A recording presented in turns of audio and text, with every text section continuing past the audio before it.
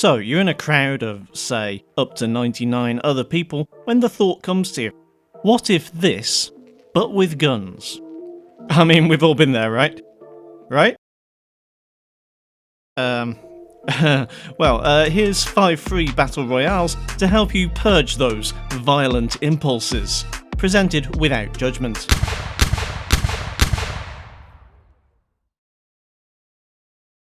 Ring of Elysium. Okay, so you don't need some dude whose name is not important telling you about these underground games that you might not have heard of. They're pretty obscure, called Fortnite, Warzone, Apex Legends. Well, I'm going to assume you've heard of those games anyway, and assume that maybe you're looking for an alternative. Ring of Elysium is just that, feeling an awful lot like stalwart BR pioneer PUBG, only with a few unique, one might say gimmicky additional features. Answering the valid criticism of PUBG as a running simulator, ROE's largest contribution to the genre is a choice of traversal methods. A player can choose from a grappling hook, rocket-propelled hang glider, and a magically inflating motorcycle or BMX to help you get across the map to reach the safe zone. I've played a fair number of PUBG clones now, and this is a pretty solid entry in the genre. My only concern that might prevent me from outright recommending it is the low population, at least on the EU server. I couldn't get a solo match at all, and I was still frequently waiting 2+ minutes to join a trio. Thankfully there was a practice mode so I could grab some footage, although the bot AI is pretty dumb. Still, if you can find people to play against, this is a good free-to-play alternative to PUBG.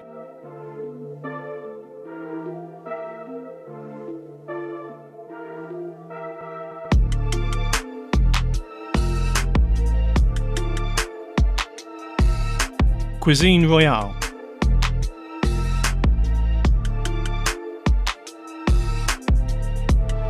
Console owners rejoice. Not every free-to-play Battle Royale is limited to the Steam store. This highly polished effort from Gaijin Entertainment, the studio behind War Thunder, is available on PS4 and Xbox One as well as PC. Graphically very much a step up from the decidedly Spartan PUBG and cartoonish Fortnite, Cuisine Royale's personality is further developed by its own deviations from the genre norms. There's no warm-up and no parachuting. You spawn at random on a map somewhere in what looks kinda like World War II era France, picking up weapons, rather scant quantities of ammo, and, crucially, kitchenware to protect your player's exposed body parts. Taking the PUBG frying pan to its logical extreme, apparently. Also, your character of choice has access to a special demonic superpower, charged up by the collection of souls. My Annie Oakley character had a bullet time ability which I didn't get to try out, but it sort of makes my head hurt to think of how it would even work in a multiplayer game. Although the amount of exposed flesh and World War II references might lead you to make certain assumptions about the developers, Cuisine Royale is a good-looking, humorous addition to the genre. Just watch out for the rather expensive microtransactions.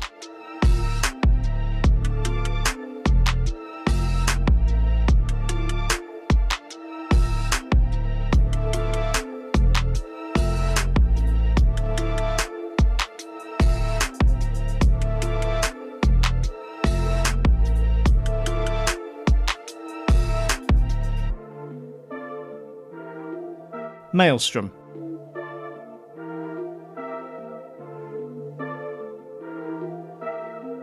Okay, now we've got the clones out of the way, how about some less conventional Battle Royales?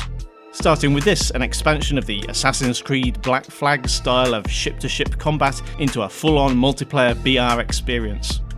Maelstrom puts you in direct control of your fantasy pirate ship as you fight against AI-controlled trash mobs and other players in an ever-shrinking safe area of sea, trying to avoid dashing yourself against rocks or getting swallowed by the titular maelstroms in the process. The control setup might be a bit of an acquired taste, but the visual style is pleasing and the gameplay is a little more tactical than one might expect. There's a good sense of progression, with the option to upgrade your ship and add crew members over time to improve your abilities in combat, and of course there's the expected paid upgrades. The game assures you that you are matched with players on a similar level to you, so there should in theory be no pay to win element to these microtransactions, though I think time will have to tell on that count.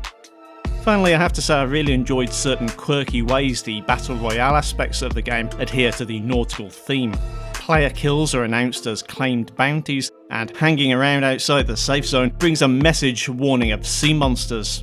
I can see myself playing more of this one.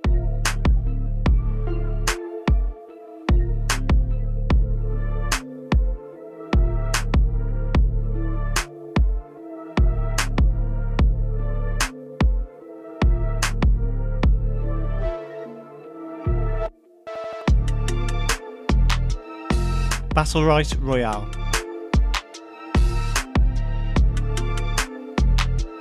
I'm a little bit late to the party on this one. Battlerite Royale's developers have moved on to bigger and better things, or so they say, and as such, while Steam is hosting the game servers indefinitely, there won't be any further development or new content added, which is a shame because this is a fairly unusual Battle Royale experience for PC.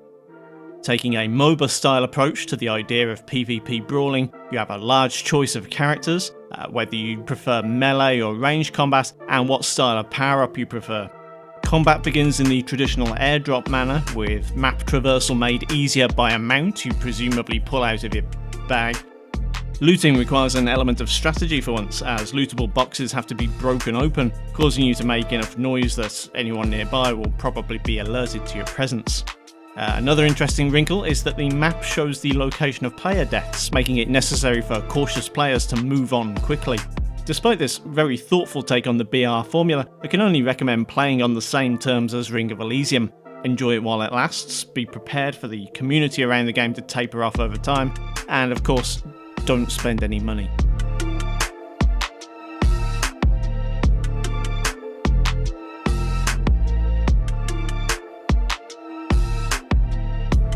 Bombergrounds. Sometimes it seems like the gaming industry has forgotten more trends than most of us will ever remember, and one game genre that doesn't get as much love these days is the Bomberman clone. Bombergrounds tries to rectify this by taking the standard formula, opening it up to more simultaneous players, and adding the standard BR shrinking play area format. In case you've somehow missed out on the premise, Bombergrounds takes place in a maze of destructible boxes. You have an unlimited number of bombs with a limited blast radius to clear your path through the maze, destroying your enemies until you emerge victorious. Along the way, avoiding being blown up yourself, either by your enemies or indeed your own bombs. I for one was never very good at Bomberman, and I'm not very good at Bombergrounds either, but then I'm not exactly sure how one gets good at it in the first place. Bombergrounds is either a fresh take on Bomberman, an unusual but interesting take on Battle Royale, or an unholy union of two Venn circles forged in the pit of Hades, depending on your own level of personal cynicism. Still, you can always ask for a refund if you don't like it.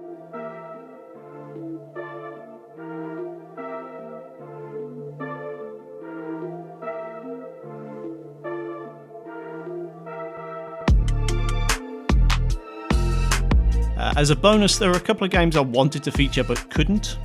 Tetris 99 is an idea so weird I wouldn't have thought it would work, but apparently it does. Unfortunately, I don't have a Switch right now to try it on for you guys. Also, Royal Crown is a slightly more tedious game, similar in concept if not execution to Battlerite Royale. I hesitate to recommend it, as the anti-cheat they use has a bad reputation, but if you're not put off by that or the rather obnoxious voice acting, give it a try.